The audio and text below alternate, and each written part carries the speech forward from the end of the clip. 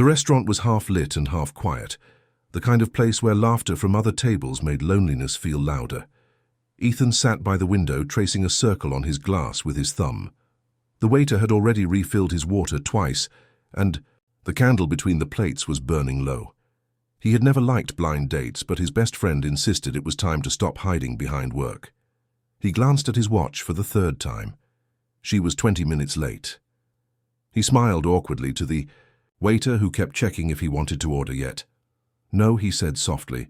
"She might still come." Outside, the rain began to fall against the glass, each drop blurring the reflection of the city lights. Ethan sighed, looking at the empty chair across from him. He had come straight from the office, still wearing the same grey suit, the same tired face. The truth was, he hadn't been on a date since his wife passed away 3 years ago. He told himself this one was just dinner, not a promise, not a beginning. He didn't even know her name. His friend had set it up as a surprise. "You'll thank me later," his friend said, but right now Ethan only felt foolish. He thought about leaving when the door opened, and a little girl ran in, holding a tiny umbrella, almost bigger than her. She looked around nervously until her eyes met his, and she hurried over. "Are you Mr. Ethan?" she asked, her voice small but clear. He blinked, confused. "Yes, I am." The girl smiled in relief and climbed onto the empty chair. "My mommy's. Sorry she's late," she said. "She asked me to tell you not to leave yet." Ethan stared for a moment, unsure if this was a joke, then smiled gently. "Oh, I see. And who's your mummy?" The girl leaned closer, like she was sharing a secret. "She said you'd know when you see her, but she told me to tell you she looks different now." The waiter approached again, unsure what to think.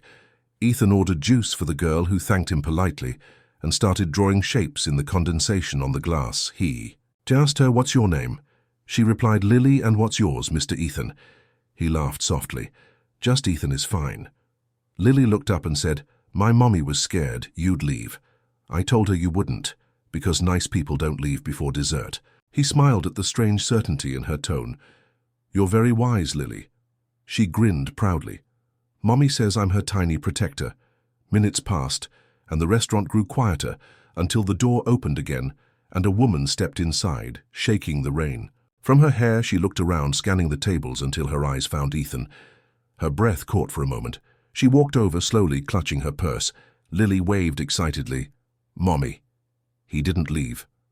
The woman smiled a little and looked at Ethan, who stood politely. Her voice trembled as she said, "I'm sorry for keeping you waiting. I had to pick up my daughter." Ethan smiled. "It's all right. I had good company." Lily giggled proudly. He gestured for her to sit. She hesitated, her expression nervous, as if she wasn't sure she belonged there. She looked different than he imagined. Her clothes were simple, her eyes tired yet filled with warmth. When she sat down, she said softly, "You must think it's strange bringing her along on a blind date." He replied, "Actually, it's the most interesting date I've ever had." The waiter brought menus and Lily began reading hers upside down, pretending to decide between cake and cake again. The woman laughed quietly for the first time all night.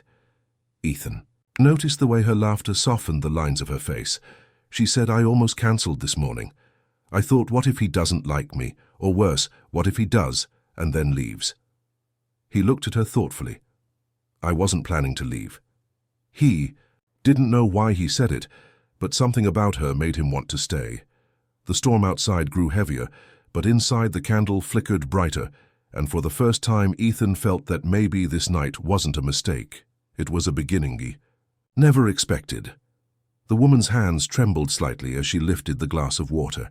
The candlelight shimmered against her hair, and for a moment Ethan couldn't look away. She smiled nervously and said, "I hope you don't mind that I brought Lily." She didn't want to stay home with the babysitter. Ethan shook his head. "Not at all, she's lovely." The little girl grinned, chewing on a breadstick. "Mommy says you're her friend." Ethan laughed softly. "Not yet.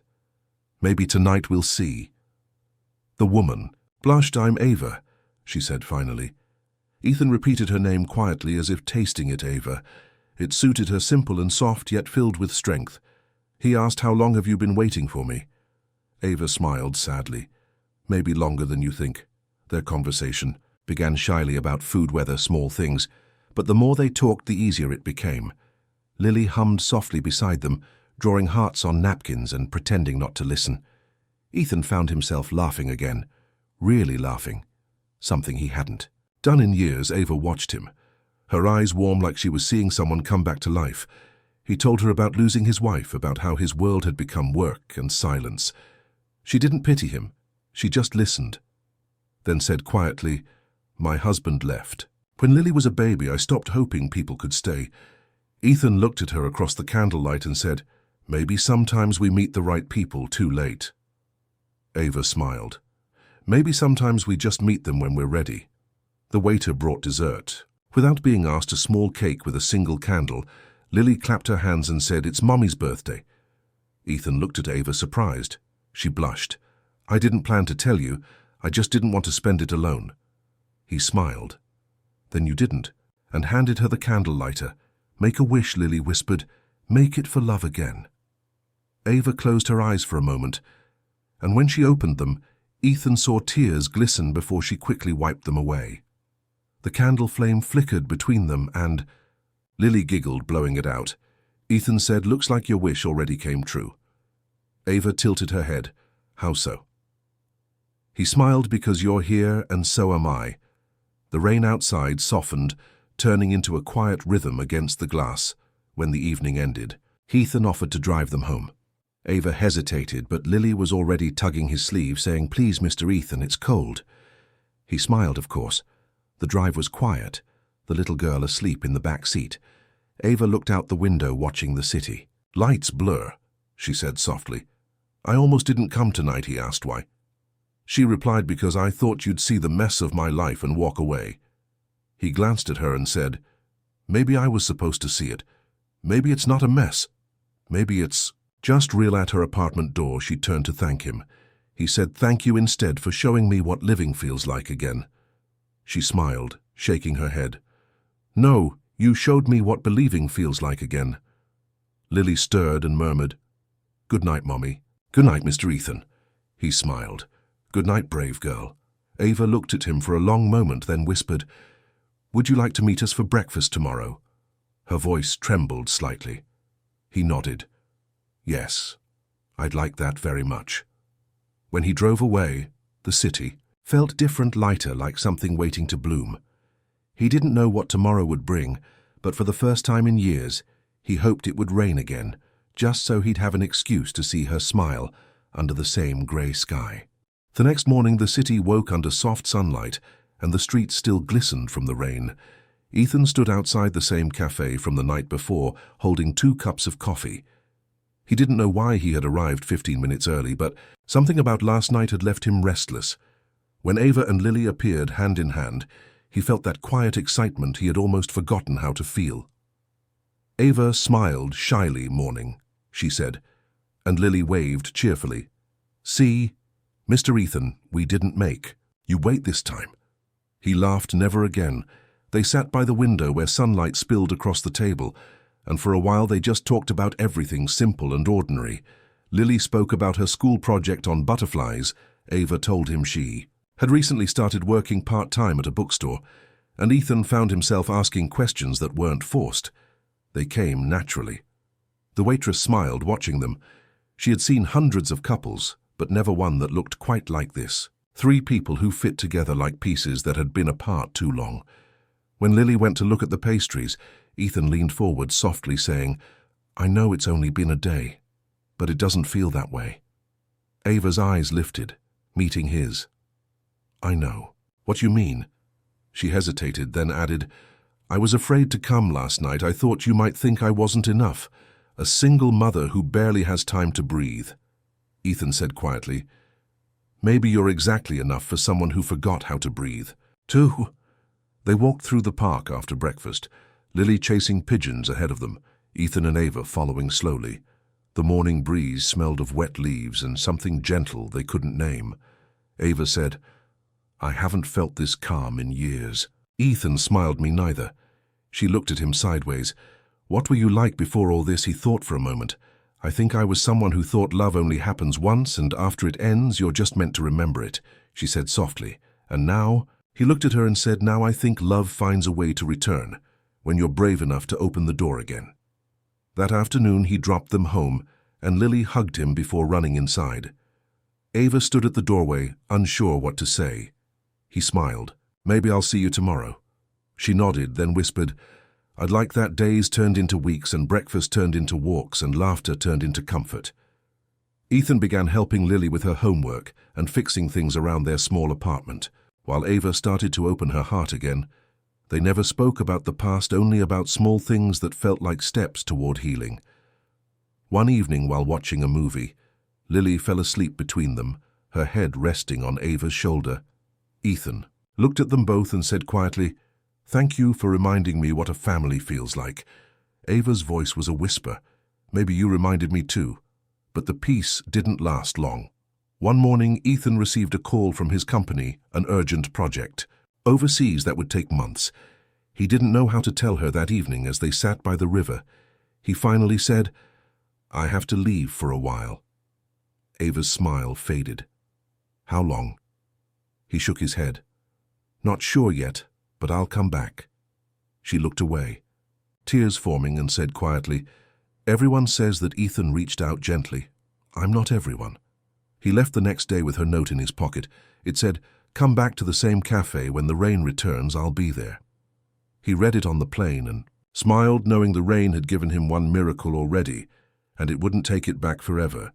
6 months passed since Ethan left, and the cafe by the window remained the same.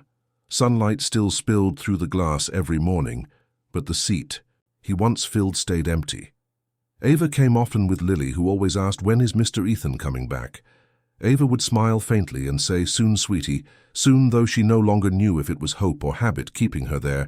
She had learned how to be strong before, but waiting for someone who made you feel seen was a new kind of strength. Lily began drawing pictures of 3 stick figures, one tall, one small, and one in the middle holding both their hands. When Ava asked who they were, Lily said, "It's our family mommy. Even if he's far away, he's still here." Ava kept one of those drawings folded inside her wallet, beside an old photo of Lily's first day of school. The bookstore job became full-time.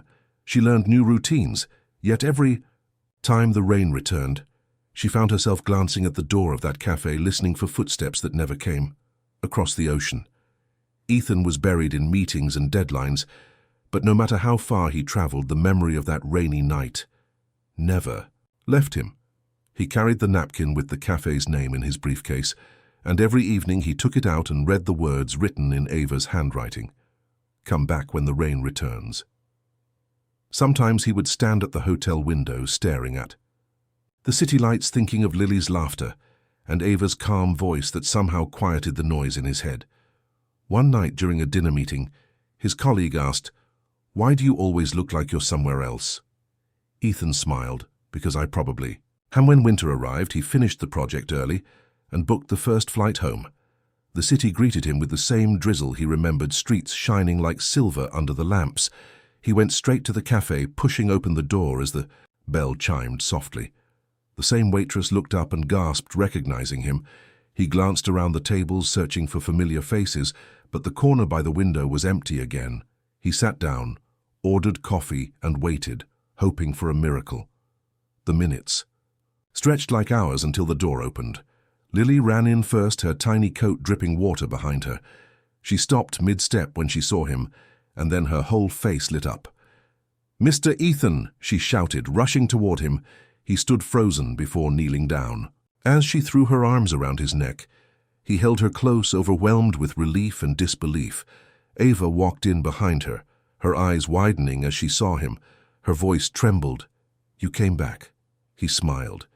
"You told me to come when the rain returned." Ava laughed through tears. "I didn't think you'd actually listen." He looked at her quietly. "I would have come sooner if I could have found the words to say what I needed to." They sat down together, Lily between them, drinking hot chocolate while the rain tapped against the glass. Ethan said, "I kept your note with me every day." Ava smiled softly. "I know." She pointed to his jacket pocket. "I can see the corner of it sticking out." They both laughed, the tension melting away. After a long silence, Ava said, "I thought you forgot." Ethan shook his head. "I didn't forget. I just needed to become someone who deserved to come back." She looked at him, her eyes full of warmth. Then maybe you already were. You just didn't know it yet. Outside the rain fell harder.